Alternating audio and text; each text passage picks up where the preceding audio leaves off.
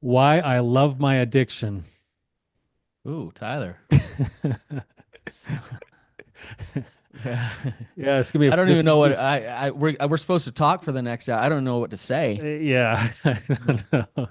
This will be a fun one. It's probably something we haven't really specifically talked like straight out addiction for quite a while, so figured we'd get into that a little bit today. Yeah. Um, Um, yeah, we will dive into that today. So, anyways, how was did you get some sleep last night? yeah, not much. I got in just after midnight after the training. It's weird because you go to those things and you get so pumped up and you get so many ideas and I have pages and pages of notes and I'm ready to implement them, but then the travel and the emotional expenditure of the actual event just kind of like wipes you out for the next Yeah. day. Yeah. Yeah, I can see it in your eyes. You're a little bit depleted right now. Yeah, I feel like invigorated and excited and like, yeah, but I just don't want to do it yet.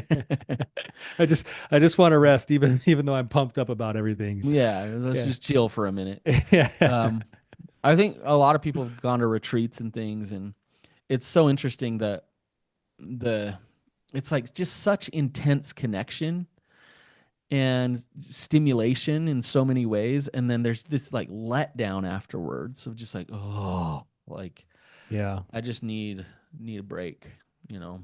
So, Yep, anyways, absolutely. yeah. Um, well, so why I should love my addiction? I think before we dive into this, um, we're going to talk about all the amazing things about addiction here for a second. And I just want to say before we do that our like our goal what we're not saying is that any of these behaviors are like awesome. They're not necessarily healthy. They hurt They're, people yeah, and including yourself. Um so before we talk up addiction, let's just make it known like it is pretty damaging, yeah. right? You can't, I mean, you can't, if you look at just like the traditional like definitions of addiction, there's a whole bunch of them out there, but the gist of most of those definitions is this, that I use some kind of substance or activity to increase pleasure or decrease pain, and I continue to use it or do it even when to do so causes some part of my life to become unmanageable. Yeah, So, yeah.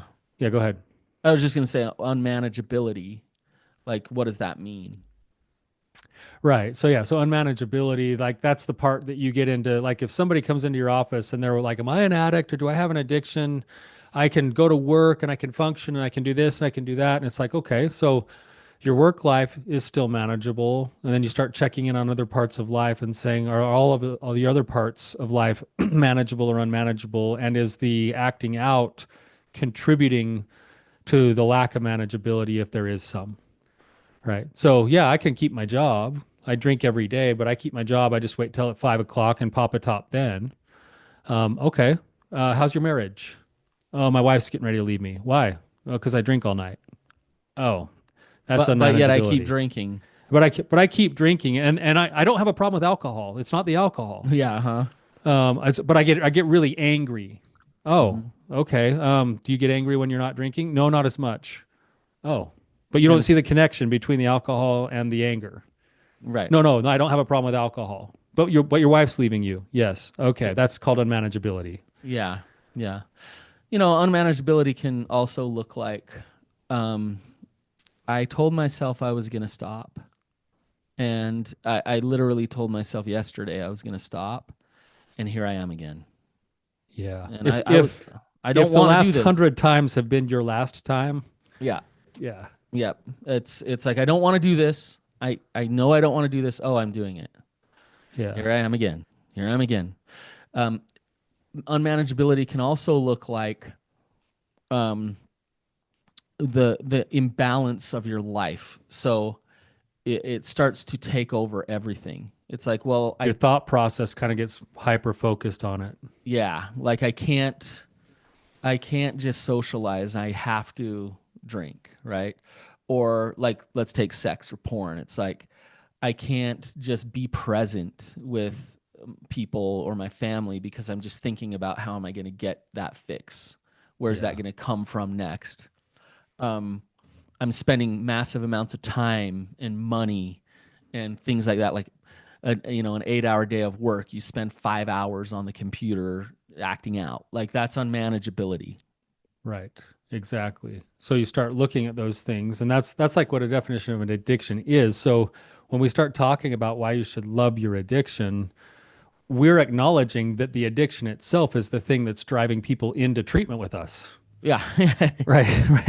Yeah. We're not promoting addiction here. It's causing a ton of pain in people's lives. Yeah. It's an insidious form of like breaking relationships apart and damaging self-confidence and fueling shame.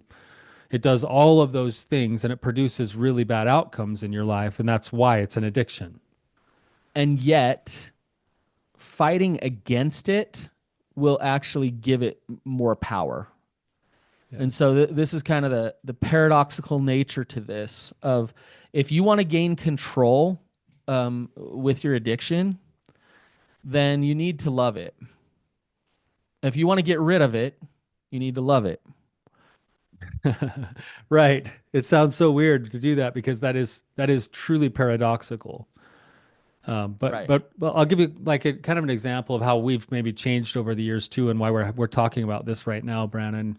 Do you remember the old days when we would do like different assignments with our clients? And one of the assignments that we used to do is we would have them, and I still do this, but I do it differently now. I'd have them create like an artistic impression of their addict self. And then we used to have them write a letter, and the letter was like I want you out of my life. I'm breaking up with you. So long for good. Like I'm practicing saying, this is all the ways you hurt my life. And then they would read that letter and practice trying to let go of their addict. Yeah.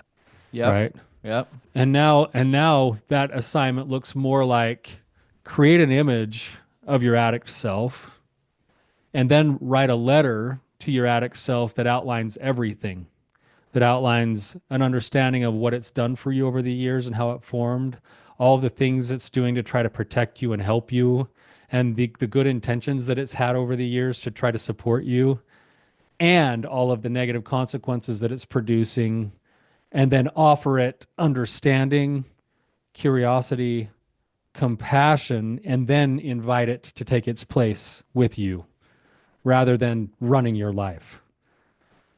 That you just described what we call unburdening your protective parts. And that's you can see that you almost align yourself with it. So if you think about it this way, Tyler, the addiction is fighting extremely hard for you to not feel pain. The addiction provides a powerful tool and a very available tool to get relief. Like it is good at its job. It Like does it a is dang good job at what it was designed to do. it steps up. It's Problem smart. it steps up too well. it like crashes too many parties. Yeah. Yeah. Yeah. It steps up too well. It's too accessible, too easy, too powerful, Too consistent. too amazing in so many ways. So if I have any pain, if I have stress about money or relationship problems or this or that, like I go find that thing that gets me some dopamine Oh, an instant relief. and will satiate me out and just have me feel like, oh, I don't have to deal with those problems anymore. Yeah. I'll give you like it- maybe an example of that, Brannon. Like when I was on my church mission when I was like 20 years old, I had a bike accident like 2 days after Christmas where I knocked out. Well, I didn't really knock out. I like fractured in a weird way. I fractured the three front teeth in my mouth.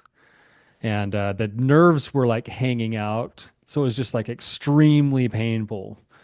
And then they had to go and do they had to do like all sorts of work on my mouth. And then they sent me to a periodontist who had to raise my gum line just to be able to get crowns back on my teeth after they kind of tried to patch up what they could, what was left. And I remember, I don't know if you've ever experienced this or not, Brandon, but growing up, we never had like the nitrous kind of gas in the dentist. The very first time I ever had nitrous was on this like surgery. So I was fully awake and I was watching this like periodontist like cut my mouth open and pull out chunks of tissue, and I was just in like pure bliss. Like Oh, this you're is gonna the make me pass out. this is the best feeling I think I've ever felt in the world. I'm like, where has this been all my life? You know? Yikes. And then I, so I knew like, and I already know I have an addictive personality. So I knew like, oh man, I want to get a hold of that. So every time I went to the dentist afterwards, I'd be like, do you guys have nitrous? You guys have nitrous? And then I'd go, and then when Junkie. I was total junkie, I got to a spot where I was drinking too much like soda, and I ended up with like, well, I was starting my practice several years later, and I got to where I was like, You're getting cavities on getting purpose? getting cavities, and I went into the dentist, and the dentist was like, man, you drink way too much soda, like, and I was drinking like 128 ounces of Dr. Pepper at that time a day. Like that's like a gallon, like a gallon of Dr. Pepper every day. So I'm already addicted to that. And then the dentist is like, hey, you got so many cavities in your mouth. We can either do it like one setting and just fix all your cavities, or we could do it in halves or quadrants. And I'm like, so one appointment, two appointments, or four appointments? He's like, yeah. I'm like, Oh, four. geez. I'm like, four appointments. You junkie. Yes, and the reason Oh why I my picked four goodness. was for the nitrous, because Okay. it just like instantly, and that's what the addiction does, is it can consistently produce the thing you're looking for. It's just that after you use it too much, it doesn't produce as good of results as it used to. If if uh if I ever get in a like accident with you or whatever and we're at the hospital, I am not letting them give you fentanyl. don't Like don't no way. don't let me Like like ibuprofen. I don't care how much pain he's in. when I blew out my knee, the doctor gave me like 120 hydrocodone. He should never give me that much. I used it all in like a week's time, and then I went back to him like a week later, and I was like, "Doc, like my knee hurts so bad. I got to have more medicine." And he looked me straight in the face, and he's like, "Your knee doesn't hurt. You can't have any more pills." Hey, I hope you listened. And I was like, but in my brain, I thought I hurt. I really thought that I hurt, but then he's like, no, no, you don't hurt. He's like, that's a mental. He's like, you're already forming. So that doctor saved me from having an You're opioid you're addiction. lucky. You're lucky you had a good doctor. Because I love those things. And but why? Because it will instantly do its job. Right. It just So takes it all away. yeah. So addiction, a couple of things. If we can really get into this, addiction's good at numbing pain. It's good at just like quickly numbing pain. You can do it anonymously. It's awesome for that. It it does other things too, though, and these other things are almost more. Um, I don't know what the right word is. Like make people cling on to their addiction even more They get so. attached to it, And almost like a relationship. yeah, it's things like I need a means to sabotage my life because I'm worried that if I do too good, I might fail. And so every so often I'll relapse into something, whatever addiction it is, to prove to myself that I'm not good enough. So then I won't fall and I won't fail as hard. So thank you, addiction, for stepping up for me, for Avoiding failure. giving me a proof that I can't do these hard things. And you use the addiction to take care of you in that way. So not only are you getting the dopamine hit and the fun of it, but you're also using it in other ways to avoid emotional discomfort, spiritual discomfort, whatever discomfort it is. Exactly. And it also works for those things too for a short period of time. Yeah. Right. Um, it's like if I'm scared of intimacy because I have trauma and shame, and it's like, well, my wife wants to be closer. Well, what I can do is I've seen this, Tyler, before, where it's like the person struggling with the addiction knows, like, well, if I act out this often and in these ways, then I can control the level of vulnerability in my relationship. Yeah, So she'll I can stay more use that. distant to me. And Yep. I'm scared of her getting closer.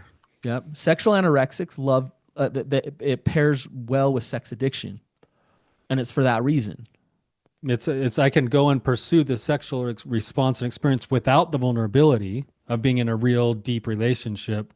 And I at the same time it also lets me kind of stay at arm's length internally and externally from my partner if I act out just every so often, Yep. because then that kind of makes her or him not want to get too too close to me. Yep. Yep. Right. Another thing it does is it and look just look how as I go through some of these things like clever and good it is at some of this stuff. Uh Addiction is really good at validating and agreeing with your shame and your faulty core beliefs. So it's like if I feel like I'm horrible and the addiction will come around and be like, "Yeah, see, you're horrible." Like it, and It will I know make you this feel sounds better now. I know this sounds weird. It sounds weird, but you almost feel like it's your friend because it's there to tell you what you believe is true. It's like listening to a really depressing song when you're sad and having that song feel so good. Yeah, and that song tell you that you're sad and Yeah. help you be sad. Yeah.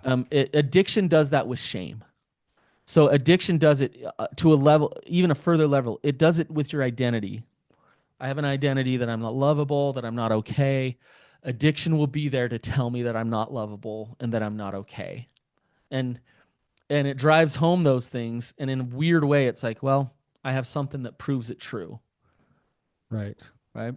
It's interesting that you say that, Brandon, because it also does the opposite for some people too, which it gives them a semblance of like fulfillment or connection too sometimes. Where Mm-hmm. if I come home, I'm like maybe I'm the kid at school who never has any friends and gets picked on, and I come home and I can jump on the computer and go in and fantasize about what it's like to have that amazingly beautiful woman that I can just imagine would be want to be with me, and I'm so good, and all of that stuff in the fantasy can kick in. And now for a split second, I don't have to be the kid who just got picked on and the loner at school, Yeah. right? Yeah. I got to fill the You can void for a escape the minute. shame. Yeah, so it does both. It reinforces the shame and it provides escape for the shame. Both. Yeah, look That's how the hook. powerful that is. That's the hook. Is it validates the pain you're in at the same time that it promises relief. And it gives you short-term relief. Temporary relief, often at the cost of your values. And at the cost of um like just wallowing in more shame. Right. Um Another thing addiction does before we move on from this, and it's really good at it. It's amazing actually. Is if I'm a certain type of dude, right? Like let's say I'm like really chill. Um addiction can be tailor-made for that. Um the type of sexual acting out can create feeling really chill. The type of drug I use, certain types of drugs, chill me out, make me feel good, right? Satiate me out. Um, if I'm a like adrenaline junkie and I'm not chill and I want to feel things. I want to man, addiction can do that. It can do that for you too. It's like good. It's like so good at that and like here like take this stimulant, do this acting out like you'll get that adrenaline hit. Um if I'm a creator and I like to just see things and feel things and I have that creative mind, Want to escape? addiction can do that. Um it can give me I can pick exactly what does it for me. And it's really interesting, Tyler. We worked in drug addiction for a lot of years, and it's like funny because there's the polysubstance users that just like use anything, and Yeah. those are the people that just want to numb out. Like if you have something, I'll take I'll it. take whatever you got. I just need to numb out. But what's interesting is most of them have their thing. They have like their favorites. There's the tweakers, the meth addicts, there's the alcoholics, there's the potheads. They have their things, and And there's a if you reason ever for talk that. to somebody who's deep into their addiction, they will die on the heel of that substance. Yeah. You know, talk to a marijuana like addict. Oh yeah. Oh man, they will die on the heel of how amazing marijuana is Yep. because Yep. it's done something for them. Yep. And yeah, and the crack addicts are like, there's nothing better. Nothing Like, I better than just got to crack. get to Yep. that. Yep. Yep. Exactly. Um, because it can be tailor made for you. So, anyways, we could go on and on. Addiction is the reason why it's epidemic and everywhere is because it's so good at what it does. Yeah. Um, and so we can say good for it. That's really hard to say. Well, actually, Um, actually, I think though, Brannon, kind of to go back to the reason why we're doing this episode, to go along with what you're saying is one of the reasons why you could learn to love your addiction is because your addiction is giving you data. If you're willing to stop and look at the data that it's giving, and some of the data is the stuff you just said, Brannon. It's like, okay, why do I choose to do this kind of a behavior versus that kind of a behavior? Why do I love nitrous oxide and painkillers? It says something about my styles of addiction. yeah. And we talk about the three styles you just mentioned. There's the satiation, which is like fill the void, numb out, calm down. There's the adrenaline kind, which is like take risks, take the uppers. People who Do shouldn't the be risky taking behavior. ADHD medicine but do because they like how it gives them an upper. Do the And then illegal sexual activity all that that. gives you that The arousal. risk is the illegal part, and that's more fun than the actually acting out itself. And then the third part is that fantasy addiction, which is like I just want to escape and go to new worlds and be creative. If I understand what I'm trying to get out of my addiction, I'm also now starting to have insights into the pathway of what a wholehearted life looks like for me. So I need to build into my life because I'm a satiation and adrenaline addict. I like Hmm. both. I Hmm. need to build in healthy forms of adrenaline into my life as a way of living. And I need to build in healthy forms of relaxation in my life as a way of living. Whereas a fantasy addict is going to need to build into their life as a way of living outlets for their creativity. Right. They're going to have to be engaged actively in creative processes as part of a wholehearted life for them. So that data then gives you the some of the steps and pathway forward into like what itches really need to be scratched in your life. Yeah. Yep. It's like um I think of a guy I was working with years ago, and um he took on just like he took on gardening, and he got really into like um composting and things like that, and he was just in the earth, just like, and it really helped him in his recovery. And the reason is we talk about it, he's like, I just love chilling out in my garden. I just love feeling the sun. It's almost relaxing to me, And so to me, it's like, oh, well, his addiction, he's kind of a satiator. He finds some peace, he finds some quiet in his garden. That's great. I know, Tyler, for you, some of your clients have started riding horses. I had one guy start creating BMX jumps, and he stepped into that. Like, he was doing that. Um, so yes, it informs you. It helps you. It helps you know yourself if you actually get curious about your addiction. Exactly. We just had a comment that says I use THC in order to escape and fill time up for boredom. What is that? That's a satiation style, right? It's like, oh man, I can't handle being alone. I got to have something to fill my time. You can hear it as almost like trying to like soak that in. So what he needs in his life is he needs to say, okay, I'm going to have to submit myself to actually creating some patterns in my life that allow me to learn how to be comfortable being in a relaxed Maybe some state. meditation, mindfulness practices, maybe laying on the lawn, just like getting deliberate with your chilling out. Um, but the other thing too, Tyler, that he's saying, and it's two sided. There's On another, one, yeah, yeah, on one hand, it's learn how to step into like fulfilling that. On the other hand, it's learning how to just sit in the discomfort of the boredom. Um, That's the part of know that you're addiction going to be recovery okay. nobody wants to hear about. Yeah. It's hard. Like on a first session when someone comes in and they're like, "Hey, I want to overcome my addiction," and you're like, "Yeah, you can get better. You can live a happy life." And then like 3, 4, 5 weeks into group, you start teaching them. And by the way, part of that, half of your recovery is going to be learning how to just deal with discomfort. You Yeah, know, it's yeah. How often have you heard, Tyler, where they're like, "God, I've been sober for 2 weeks and I'm just like feeling everything now. I'm feeling bored. I'm feeling stressed. I'm feeling yeah, my emotions are running wild. resentment. I can't I'm just control them. feeling it all now." Yeah. Well, yeah, and it's like exactly that's because you trained yourself to not feel for so long, Right, it's all bottled up. right?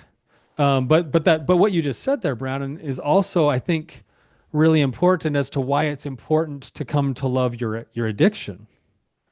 Is is that if you're going to have to learn to lean into the discomfort, the addiction itself is causing a lot of the discomfort, and the more you come to know it, and the more familiar you become with it, and the more you aware you become of it, the more you learn to be curious with it and understand it, the less it's going to want to act out. Right. Because anything that gets validated decreases. Right. So now it's like, oh man, I'm in that bored spot right now. Oh no, I don't know if I can handle this. Like I can't even handle being in my own heads because then it turns into like thoughts of how stupid I am and how I'm not good enough at this and how I'm losing that and everything else. Yep. Like I better hurry, go and run away. What if you got to a spot where you could go, okay, that's what my addiction did for me is it made me numb out, but now I can learn to lean into that.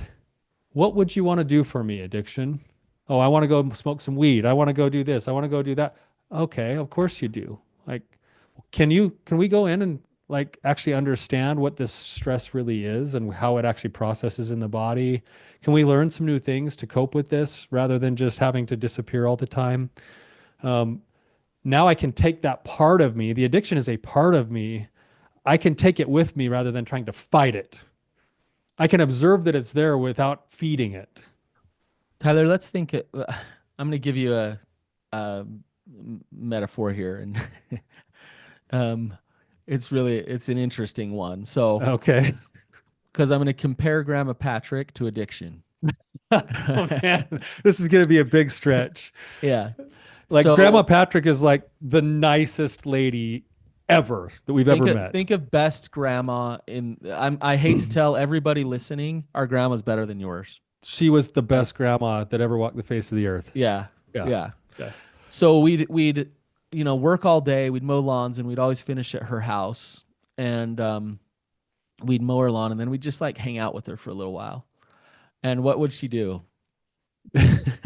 She would be like, well, first she was always obsessed with wanting to feed us. Yeah. Like the minute we'd walk in, she'd be like, "Oh, you boys are here! I can't wait! Like, oh, look at, I'll find something to cook for you." And if there wasn't anything in the house, she'd like run out to the store, and then we'd be like, "Grandma, we don't have a lot of time." No, no, I'll be back. I'll be back. Like, She'd pull out in the deepest part of her freezer some freezer burned steak. Um, yeah, but okay, so she would try to feed us, and like we had just gone out to eat. We had just like so we get to her house and we were never we hungry. were never hungry. And I remember a couple times like it was a hot summer day and just being like, oh, grandma would kind of be close to us. I'd be like, what, Tyler, you want a warm glass of milk? You say that out loud, so Grandma would just hear it in the other Oh, room. Like, yeah, I'll oh get yeah, one. And coming right Tyler's up. like, no, I don't want one. I don't want one. No, no, I'll get one. I'll get you one. I'll get you what you want. So, um, Yeah. so do you see where I'm going with this? Yeah. I, why would grandma do that? Why would she feed us? Why would she take care of us? That was the currency that she had to show that she loved us. Yeah, she was taking care of us. And I know this might feel like a far stretch with addiction. We didn't need the food. Like really, No. I didn't want it. I didn't want like like a really hot meal On a and summer and afternoon. half an hour after we ate out. after after you load it up on hot lamp, Yeah. you know? Like we didn't want that, and yet she was trying to help us, trying to take care of us, trying to make sure that we were okay. And heaven forbid you say no to her. Oh, she would like, yeah, Yeah, she you would. can't say no. So but I think the what I want to look at here is it's kind of similar of like I know her intentions are to help me. Thank you. And I don't need what you're trying to give me, right? It's Right. that same thing. And I still love you. And I love you. And when you say you love your addiction, you are saying that you love a part of you.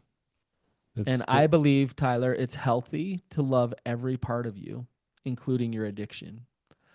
Um, So it would be okay to go to grandma while she's in the kitchen and we're sitting down for a minute and just say, "Hey, grandma, what we'd really prefer is just come sit down in the chair and visit with us for a minute and watch Seven Brides for Seven Brothers."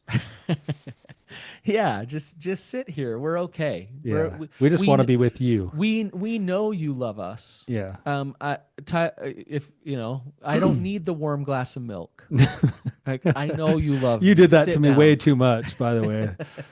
Oh, Um, I don't need the warm glass of milk to know that you love me. I know you love me. And think about if and we weren't mature enough to actually, have those type of no, we conversations never with did that with grandma. her. Um, but if we did, she'd probably bring her to tears.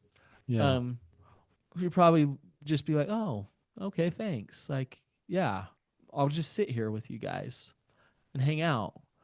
Um, and your addiction can do the same thing. I see you. I understand you're trying to protect me. I know you're giving me this massive craving that I can't seem to kick and overcome. And like, man, you are pushing hard right now. Yeah. And you don't have to do anything. Yeah, you don't have to do anything. Thank you for Yeah. pushing so hard. You can come along, but you don't have to do anything. Yeah, we're good. Yeah. We're Because good. but in order to do that, you have to build trust in yourself. Right. Right. Right. Um, so like going into this place of loving your addiction, it's way opposite than saying, I love my addiction, therefore I will indulge. Right? Yeah, in fact the pathway is that when you unburden the addiction by getting curious and compassionate with it, it needs to indulge less. Yeah. That's key. Say that again. When you engage with your addiction in a way that you can be curious and compassionate to it, it needs to indulge less because it doesn't have to scream as loud to be seen. Yeah. I was working with a guy who was compulsively masturbating. It was like, I don't know, like 3 or 4 times a day. And he did this. He stopped. But for a long time he was fighting. He was like, "Why do I do this? I want to stop. I'm hiding it from my wife. Just fight, fight, fight, fight." And he stopped and he was like, "Oh, you know what? I'm gonna acknowledge and accept that it's there. I'm gonna love it." And it was so interesting because something about him doing that unburdened that part so much so that he stopped masturbating. It was crazy. That's all he needed. All he needed was like, hey, like it's like this screaming child, like, you're okay. I see you. I love you. Yeah. And then the child rests. Yeah. I think acknowledging that the pain that's there and what it's trying to do for you, it's a famous quote that like Marsha Linehan says in DBT that says the worst thing that any emotion can do, which is what the addiction is, it's emotionally driven. The worst thing it can make you do is feel. And in addiction, people feel like they lose their sense of choice, but in reality, what they do is they just establish a habit that makes them not realize they're choosing. And Yeah. what they can choose is they can choose to go towards the part that's yelling without having to act on it. Right. And instead of trying to kill it and fight it, when you try to kill it and fight it, it will grow and it will fuel more shame, and that shame will lead you to want to act out more. Or you can go towards it with eyes of curiosity, compassion, and healthy boundaries and invite it into new space with you. Yep. The, you know, Dick Schwartz nailed the name of his book, No Bad Parts. And that includes your addictions. Your addictions are protective parts. They're specifically firefighter parts, sometimes even managers, but they like no bad parts. Your addiction isn't bad. Um, it just is overactive, over responsive. And so, in order to have it not act up so much, you need to unburden it through love. That's right. It's like dealing with a kid.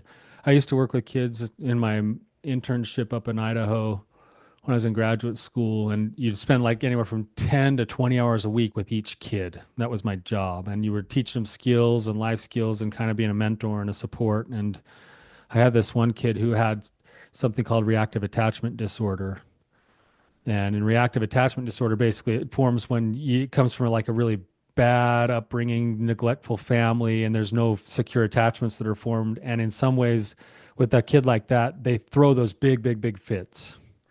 And then sometimes you love them, and the closer you get to them, and the more you love them, then they throw a big fit. But if but then if you ignore them, then they make a big problem and throw a big fit. So either way, you're always dealing with a big fit. And what I learned with this kid is that I had to learn how to hold just the right space where I was there, and I always said how much I cared for him. I always said how much I loved him. I always said how grateful I was to work with him. And I had to hold the boundaries when we'd be in some public somewhere or something, and he'd start throwing stuff or kicking and yelling and screaming, and I'd have to like, we're done.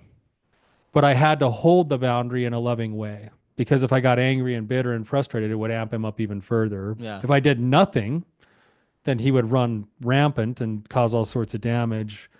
But I had to have that structure and boundaries along with the love. And Right. that's what we can do with our own addictions. Right. Yes.